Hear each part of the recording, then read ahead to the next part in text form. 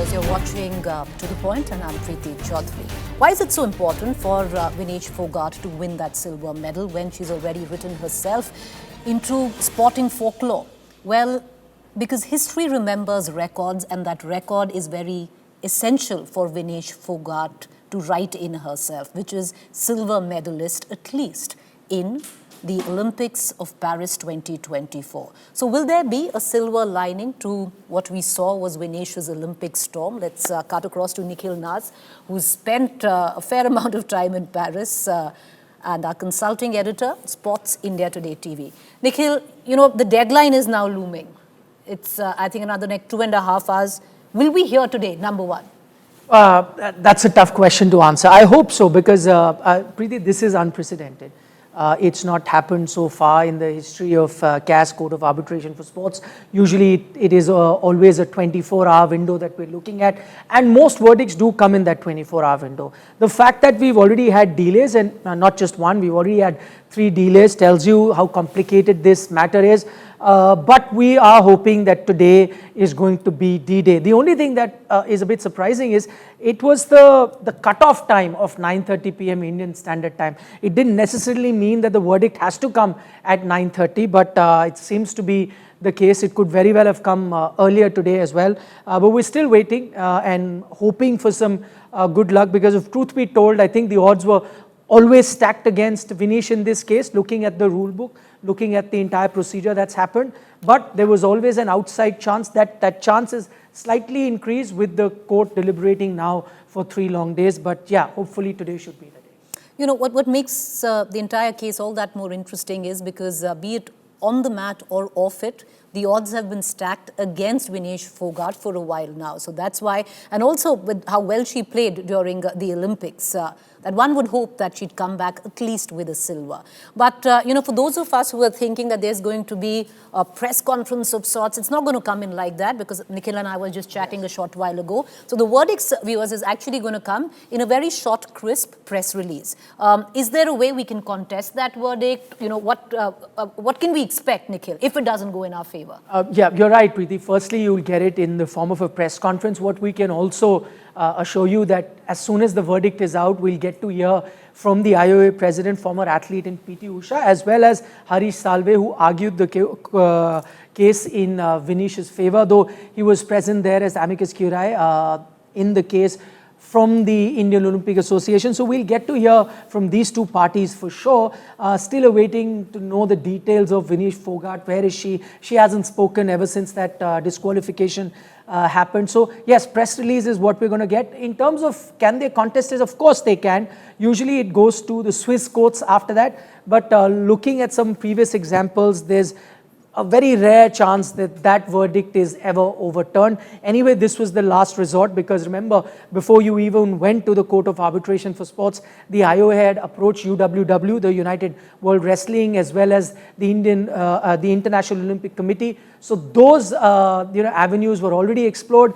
You went to CAS. If you do not agree with the verdict, you can appeal it in Swiss courts. But as I mentioned earlier, looking back at some previous cases, they've seldom been overturned. So, you know, viewers, once again, so let me contextualize it. Nikhil's put it beautifully there, that this is it. So we know in just about the next 2 hours, whichever way it goes, there's an outside chance. In all probability, it might not go our way, but there is a chance, and we could actually convert that silver. You know, I'm going to play those visuals. I'll ask our producers to play it, Nikhil. Let's get those visuals of Vinesh Phogat leaving the Olympic Village, of course, after, the Olympic ceremony concluded.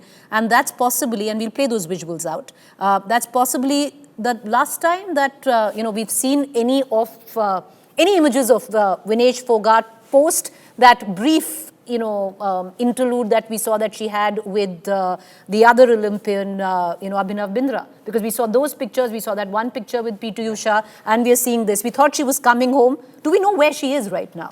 I mean, again, not 100%. So just to now put it into context and give you a sort of a timeline, I saw her last is when she had that bout on day one when she won the final bout that she participated in. After that, she ran. Did she speak with you? No, she did not. Actually, she went by the media. It's the mix zone area where usually athletes speak. And we didn't expect her to speak in her initial bouts because she had more bouts coming during the day. So you always wait for the final bout of the day to complete, then to speak to the athlete. And she actually ran from there. I mean, not really snubbing the media, but actually kind of telling them, listen, I have a lot of work to do. At that time, you had an inclination that she had to quickly get down to work to lose the extra kilos that she had added on during those 3 bouts that she fought. So that was the last time you saw her. After that, you rightly pointed out, we only saw pictures. One picture was with the IOA president, that she's feeling fine. One was during her weighing, where she was trying her level best to lose the weight. These pictures that we have up on our screens that played out on India Today, those exclusive pictures that we got were from last evening when she had to leave the athletes' village because the village is actually shutting down. What we're getting to know is that she's moved into a hotel in Paris. Because remember, her husband's also there to support her, to be by her side. But because the village is shutting down, she is going to be there. We only expect her to leave Paris after the verdict comes out. So maybe she'll wait another day and then decide on her travel plans. There were, of course, news that she may be returning with the other wrestlers that were participating that have landed in India, but she wasn't part of that. So she's been incommunicado. She's stayed away from camera. She's not been speaking to a lot of people. I guess she's still to get over all those things that happened with her. Maybe in her mind she is hopeful of that medal, and if she does get it, she wants to return home as a medal winner, and so probably that's why. The only communication, viewers, that we've actually seen from Vinesh is a very, very emotional post, which we hope she recalibrates, where she's announced her retirement, saying that she lost to wrestling. Kushti ne mujhe hara diya. That's what she said, and she was retiring. But that's for later, because she's incommunicado, and Nikhil's very right, because most of our sources are telling us, even with her extended family back in India, she's not picking up phones. So one can only imagine of what she would be going through, what was in her grasp. Many thought, I'm quite sure she thought herself that she's going to come back with the gold, and to happen what really happened is a huge blow emotionally as well. So she's, like we said, incommunicado. But what we can expect in the next 2.5 hours is hopefully a verdict on whether she gets that silver or not. And let's now cut across to Neerja Chowdhury, senior journalist and columnist, Rakesh Rao, senior journalist, sports. Mr. Rao, let me begin with you. What are you expecting today? Outside chance, slim chance, possibility? Well, the country is waiting with bated breath, as she must be waiting also. There are few moments in a country's life like this. It's not even as if she's won the gold, she's lost there. Now she's waiting for silver. We all hope she will get it. It's a good chance she may get it, given the circumstances. But these are moments that uplift the spirit of the country because of her grit and determination and her fight back. Not just what she took on, the high and mighty, the Wrestling Foundation of India, and the sexual assault charges that were made against the president at that time, Rajbhushan Sharan Singh, and come through all that, injuries. And also, I've been to Haryana a couple of times, and I find there are thousands of young women out there for whom she is today an icon, who want to break glass ceilings like her. And this is a state where there used to be very conservative about its women, even 15, 20 years ago. To allow their girls to do something unusual, out of the ordinary, rather than follow the beaten track. And today, those very families, those very fathers and mothers want their daughters to be exposed to these challenges. So I think I hail from Haryana. I could go on about this, but I just want to, but I would like to just come in and say, I would like to also just come in and say, many say that, women have been subjugated in Haryana. That's not quite true. It is, and I can say that, and the only reason I'll say it because I'm from Haryana, it's a misogynistic state. It definitely is steeped in misogyny, but strangely so, be it politics, be it sports, it's thrown up women with huge amounts of character and over time. But Rakesh Rao, to pull you in, a billion hopes riding on Vinesh Phogat. She's already written herself into sporting folklore, but history remembers records in terms of laurels. And what will go down in record is not going to be India Vinesh Phogat's name if she doesn't get that silver tomorrow. What do you gauge? What are her chances? So you're on mute. Answer, so unmute yourself. Go ahead. Sorry. Am I audible Audible. now? Yeah, thank you. See, as I said, strange things have happened in the court of law. We have seen people, being charged with offenses of doping and stuff. They have moved the court and they've got away, not because their sample was not positive enough, but the fact that the procedure was not followed. A signature was not taken before the athlete. So that was, we have gone to such an extent to say that, look, I should be set free, and the court has actually agreed with that. So it has very little to do with the truth, but here we don't know what kind of case has been presented, the facts and the order in which they have been, presented. But if we just stick to the facts, yes, there are rules in place, and we didn't follow the rules. We knew the rules. We can't act ignorant. That if a wrestling competition is spread over, you have to attend both the veins. I think Rule 56 of UWW is very clear that if you miss it, you will be disqualified and you will be ranked last. So there is no question of pleading ignorance of the rules. You can't be ignorant of the rules here. Now the point is that when you talk about, when you look at it from the prism of sympathy, empathy, mercy, and you can plead, appeal, urge, you can use as many synonyms as you feel like. But the point is, deep down, be it the IOA, be it the fraternity in India, they all know that our girl, our officials, our support staff collectively has got it, they got it wrong somewhere, because on that particular day the body didn't respond enough, because otherwise losing 2 kgs, 2.5 kgs is no big deal. I've been to national championships for wrestling, boxing, judo, and other things where, of course, you don't have the facility of a sauna and stuff like that, but you still wrap yourself in layers and layers of like blankets and all to lose weight. You do that. Right. Nobody wants to enter a 50 kg category when you weigh 47.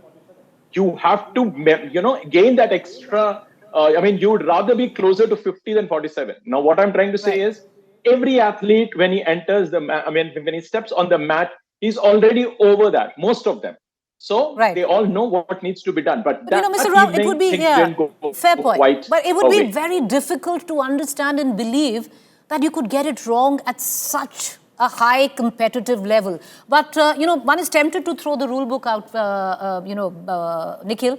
But what we are arguing right now, what at least the 2 Indian lawyers who are supporting Vinesh are arguing, is actually exploiting a lacuna in the rule book. Now, what is that? Yeah, very interesting. One, they're arguing on the more humane angle here, that it was a fundamental right to recuperate, to replenish the water and the salts that she'd lost. So being that it is a fundamental right, she should be allowed to do that. But that aside, the lacuna there is effectively in the repechage system that you have. And just to explain it to the layman, the bronze in wrestling, unlike other sport where the losing semi-finalists contest the bronze medal, here in wrestling it is the 2 finalists and the chain that they create of all the players that have lost against them, they end up competing against each other to earn the bronze medal. That's how the repechage in wrestling happens.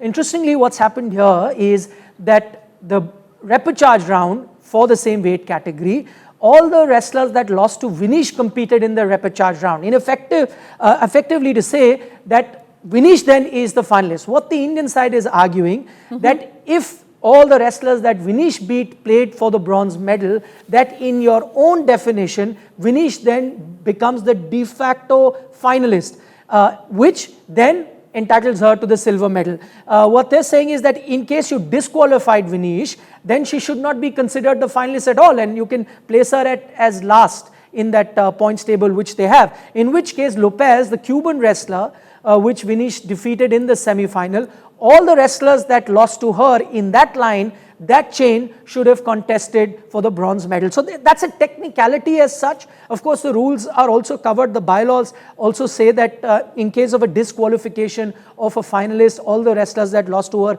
will still compete for the bronze. But the technicality that they're arguing over is that if all athletes, all wrestlers that lost to Vinesh were fighting for the bronze, then technically she is your finalist. If she is your finalist, then give her the silver. Well, will she get it on technicality? Once again, let's just say it as not so nice as it sounds.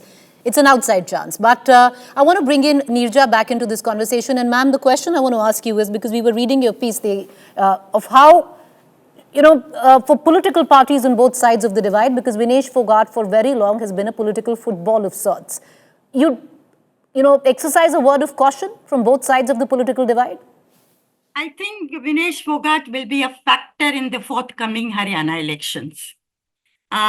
Depending on if she gets a silver, maybe not so much. If she doesn't get it, then certainly the opposition will make this an issue that not enough was done by the government and others in terms of the administrative setup to facilitate her victory to get the gold, in fact. I expect this to happen because already you hear the murmurings. But Preeti, it's technicalities, rules, legalities have their place. But your strap is saying millions sending up a prayer for her to get this silver medal.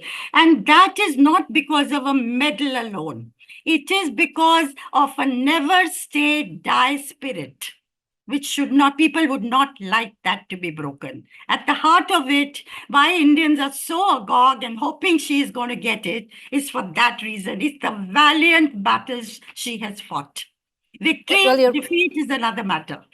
No, you're right there. It's, it's been her moment of reckoning, retribution, resilience, whatever one might, want to call it. Final words, Rakesh Rao, would you think that maybe Vinesh Phogat, irrespective of the result this evening, should rethink her retirement? Or, she's going to be 30 in a month's time. It's time to hang up those boots.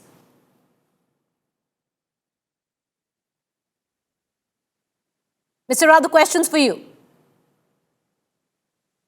I don't think he can hear us. Nikhil, would you want to I just wanted to, mention one point, Preeti, in terms of the politics over Vinesh Phogat. I mean, to be fair, I don't think there was any, because this is a narrative that's doing the round, I don't think there was any politics involved in her disqualification, because, there were murmurs around that there could be some attempts by various other people to ensure that she doesn't win a medal. I don't think there was any politics involved in her getting disqualified, and I don't think there will be any political powers that can ensure that she ends up getting a medal. So if in case she gets the medal, it'll be because of her resilience, right, because of the fight that she put forward. I don't think any political party could have helped her get that medal. It'll be all the lawyers as well as, the athlete herself fighting for it. And I don't think I can even discredit any political, just as I can't give, any sort of credit to a political party. I can't even discredit any political party for her not making the weighing in. So I'm just purely looking at it from a sporting angle.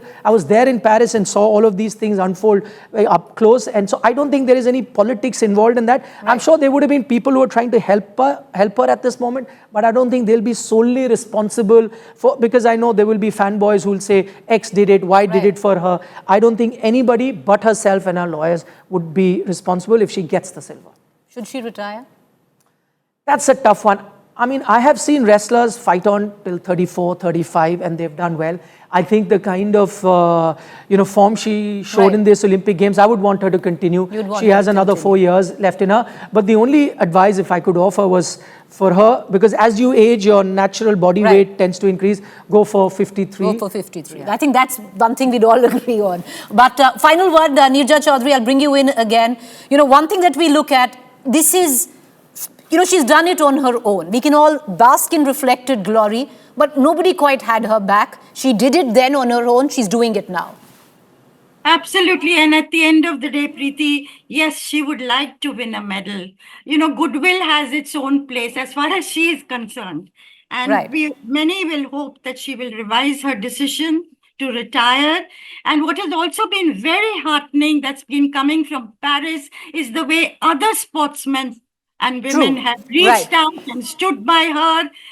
And that has been a wonderful Supported her, yes. We're going to leave it at that. I wish we had Mr. Rao back. There's something wrong with that line with him. But thank you for joining us once again. 2 hours, about fairly 2.5 hours. We should know Nikhil's still checking his phone. And let's hope, because what a storm she was at the Olympics, let's hope there's a silver lining to it. Fingers crossed. Thank you for watching.